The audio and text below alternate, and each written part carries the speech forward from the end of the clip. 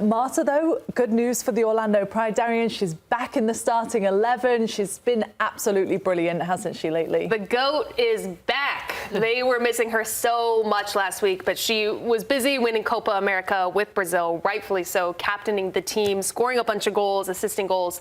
But I think what she adds to this team is their identity in the midfield. I mean, her ability to dribble. I mean, what a key it is to have a midfielder that likes to dribble out of pressure and not have to pass. She problem solves everything. And if you watch her, even when she's not on the ball, the way that she kind of directs traffic and solves problems for the team, it's so central to their success. And I think especially going against Kansas City's midfield, it gives them a huge, huge up. But you can't write Marta off.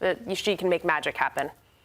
She's also nominated for the Ballon d'Or as well, understandably so. Here's a look at some of the other nominees as well for you. It is really hard to look past Marta, though, isn't it, after what she did last season and now what she's doing for her country as well. Honestly, it's incredible. It's as if she doesn't age. She's still in her prime. The things that she's still doing on a football pitch is genuinely incredible, not just from a club perspective, but internationally as well. I can't emphasise how difficult that is to do at major tournaments and friendlies. She stepped up, obviously. She announced her retirement, came back into it, and still showed up and is scoring absolute bangers. She's one of those players everyone has enjoyed watching for such a long time, but it's her technical ability. I could talk for days about Marta, to be honest. She's someone that can create something out of absolutely nothing, and I think those are the players that are really, really special. But looking at this list, there's still so much more, a lot of quality. Just before we get your thoughts, Kelley, we've got an update. Warm-ups are about to begin at 5 o'clock Eastern, and kickoff is scheduled for 5:23 to be exact. So hopefully the weather is dropping. But just back to that list of nominees that we saw there, how do you feel about the voting for the Ballon d'Or this year? I don't necessarily think Marta will probably win. Right. However, she is giving MJ vibes from the retirement, coming back, winning the Copa, still turning up for the Orlando Pride in big ways. She is, like both of these women have said, a true legend. She is the GOAT. She has done incredible things throughout her career, and she's still doing that. And it's not just her technical side, her soccer playing ability, it's her passion, it's her energy, it's her mentality. She is one of one in that way. You just love to be a part of it. You hate to play against it, but sometimes it's kind of fun because you get to rile her up.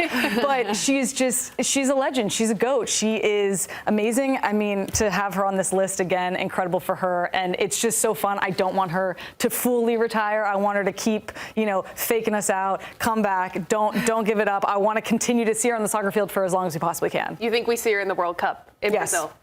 Yes! Come on. Come on. I agree. That's why she came back, surely. When I interviewed her last year, she said, if the team needs me, I'll come out. They always need you. Yeah, not just the team.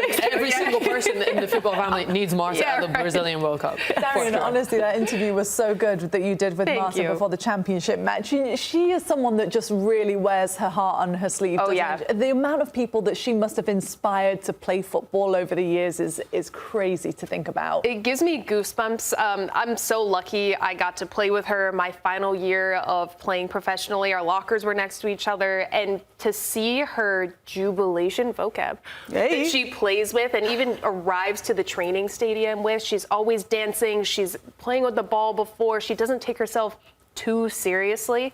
And this is a player I idolized growing up as a kid, and I watched her, I can't remember after what tournament it was, but she was saying that she didn't have a female soccer player to look up to when she was a kid. And now the amount of women, even older than her, the people that don't have nothing to do with soccer, regardless of gender as well, she has inspired so many people to play this game, and the longevity of her career and how she also stands up for her teammates is so impactful, and her legacy just continues to grow. It's never going to stop, even when she does eventually retire, which we hope is never. Yeah, she needs her own award, doesn't she? Because like you said, maybe she's not going to win the Ballon d'Or, but she definitely needs some recognition because she is Marta. Who do you think is the front runner to win the Ballon d'Or? Obviously, it feels like a difficult season, doesn't it, with everything that's been happening, with all the competitions that have been going on? Yeah, I think, with the Euro tournament, I'm thinking players that stood out there. The first one that comes to mind is Mariona Caldente. Yeah. Obviously, she won Champions League with Arsenal, and to go and do that, having just left Barcelona, who you'd won numerous Champions League titles with. Of course, they didn't get the Euro final. Obviously, the England Lionesses won that. But for me, she completely took the WSL by storm. Really accelerated and took Arsenal to the next level. Multiple goals, multiple assists. She was a complete standout. And for her, she was a key player for Arsenal in the Women's Champions League final. Of course, for Spain as well. Got her goal in the final. They didn't get it, but for me, she's the front runner. Who do you think, Kelley? I honestly could not tell you. I'm like, there's too many on the list. Don't make me pick one. No, I appreciate the honesty. Someone I love that kind of had an unorthodox way, I think, of coming on that list, because I'm going to say Chloe Kelley. Yeah. She wasn't playing with Man City. We didn't know what was going on. She seemed unhappy, spoke to the public, said she was unhappy, needed a change, goes to Arsenal, wins a Champions League, goes to the Euros, scores a ton of goals coming off of the bench. Talk about an impact player. And her ice-cold mentality every game to come off of the bench and either be a part of a goal-scoring opportunity or put the goal away herself, put a penalty away with the most pressure she could possibly have on her. What pressure? I know, right? The viral clip. I love it. What pressure? I love the shout for her. Yeah, because it's such an unorthodox way. She didn't play 90 minutes once. No, she's ice cold. Ice cold. If there's an ice cold award, she should get it. Make it for her. Okay, so we're going to make an award for Marta, and we need an award segment Kelley. during this. A little baby goat for Marta, an ice block for Chloe Kelley. Somebody make it. I don't think one that I would love to talk about that I don't think is going to win. Sofia Cantore, obviously first Italian international to be in the NWSL. Ballon d'Or listed nominee. What a goal that was for her to score last night, to make her sort of mark in the NWSL. So for her to be on the Ballon d'Or list, semi-finals for Italy at the Euro finals, just a huge year for her. That's an incredible achievement and took the league by storm by that kind of goal last night. It's a really big 2 years, isn't it, in women's football? Because obviously we've just had the Euros, then it's the Men's World Cup this summer, but next summer is already the Women's World Cup again. It feels like it's come around so fast, and even back to the NWSL for players to be happy at where they're playing, it feels like now is such an important time, especially with Emma Hayes having a look at everybody that's available. Yeah, I think it's starting to become crunch time for Emma Hayes. I think that experimentation, there's still going to be some of it, but I don't know if we'll have as many debutantes this coming year with the women's national team, because we still need the goalkeeper position solidified. I think the back line still has a lot of question marks.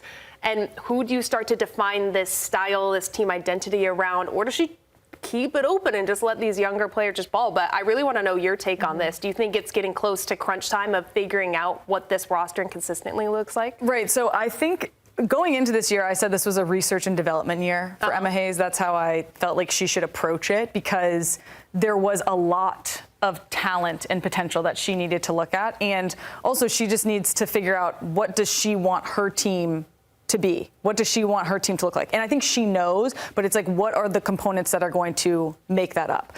But in June, when she said, I've decided my pool, like I'm going to know by the end of this June who is part of my pool, that surprised me personally, but it was too early? Yeah, that was way too early. I'm like, take some time, girl. You still got a couple months, in my opinion, because I think that just even who she's brought in and the amount of talent she's brought in and what she's been able to do this year, I think that there's still people that need looks. And I don't think she should close the door this early in the process ahead of the 2027 World Cup. So I would like to hope that someone might have changed her mind, and she's going to continue to bring in people that she wants to see, people that are having great NWSL seasons or seasons overseas, and continue to try. And then I think it really, but you bring them in, lay the foundation, but then 2026 is like this. I've decided my pool. These are my players. We are getting it all worked out, and we are preparing for 2027.